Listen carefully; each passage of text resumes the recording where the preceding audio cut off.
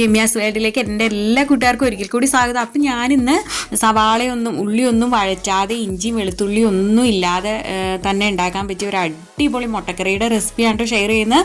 പോകാമെന്നാ. അതിനായിട്ട് ഞാനിവിടെ ഇതാ ഒരു മൺചട്ടി അടുപ്പത്ത് വെച്ചിട്ടുണ്ട്. അതിലേക്ക് ഒരു തക്കാളി ഞാനിവിടെ ചെറുതായിട്ട് നുറുക്കി എടുത്തിട്ടുണ്ട്. 2 പച്ചമുളകും ഒന്ന് നടുവേ കീറിയിട്ട് ഇട്ട് കൊടുത്തിട്ടുണ്ട്.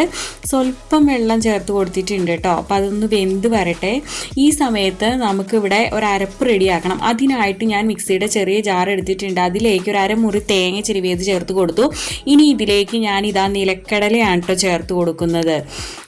അപ്പോൾ കൂട്ടുകാരുടെ കയ്യിൽ കാഷ്യൂനട്ട് ഉണ്ടെങ്കിൽ അത് ചേർത്താലും മതി കേട്ടോ. എൻ്റെ കയ്യിലിപ്പോൾ അത് ഉണ്ടായിരുന്നില്ല, അതുകൊണ്ടാണ് ഞാനിത് ചേർത്തത്. പിന്നെ ഞാൻ പെരിഞ്ജീരകം പൊടിയാണ് കേട്ടോ ഈ കറിയിൽ ചേർക്കുന്നത്. കൂട്ടുകാർ പൊടിയല്ല പെരിഞ്ജീരകം ചേർക്കുന്നതെന്നുണ്ടെങ്കിൽ ഈ തേങ്ങ അരയ്ക്കണ കൂട്ടത്തിൽ ഒരു 1/2 ടീസ്പൂൺ പെരിഞ്ജീരകം കൂടെ ഇട്ടിട്ട് നന്നായിട്ട് ഫൈൻ പേസ്റ്റായിട്ട് അരച്ചെടുത്തോളുക കേട്ടോ.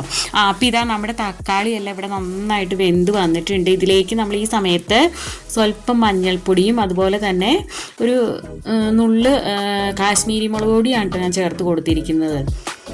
പിന്നെ കറിവേപ്പില ചേർത്ത് കൊടുത്തിട്ടുണ്ട്.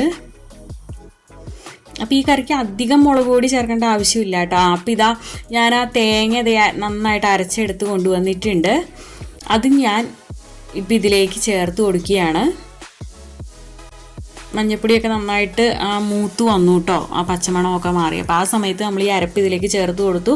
ജാറ് കഴുകി സ്വല്പം വെള്ളവും കൂടെ നമ്മൾ ഒഴിച്ച് കൊടുത്തിട്ടുണ്ട്. ഇനി ഇത് നമുക്ക് നന്നായിട്ടൊന്ന് മിക്സ് ചെയ്യാം കേട്ടോ.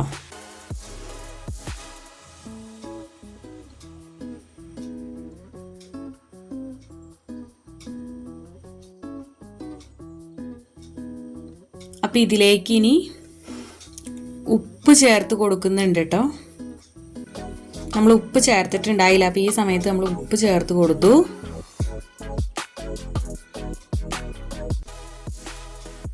പിന്നെ ഇതാ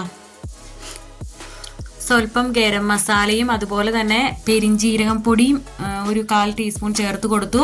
കുരുമുളക് പൊടി 1/2 ടീസ്പൂൺ. ഇത്രയാണ് കേട്ടോ ഞാനിപ്പോൾ ചേർത്ത് കൊടുത്തിരിക്കുന്നത്.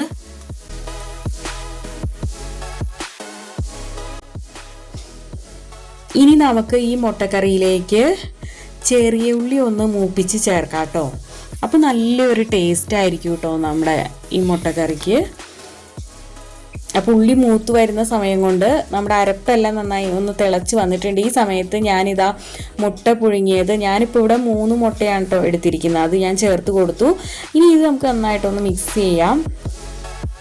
ഇനിയിപ്പോൾ ഒത്തിരി അങ്ങോട്ട് തിളക്കേണ്ട ആവശ്യമൊന്നുമില്ല കേട്ടോ.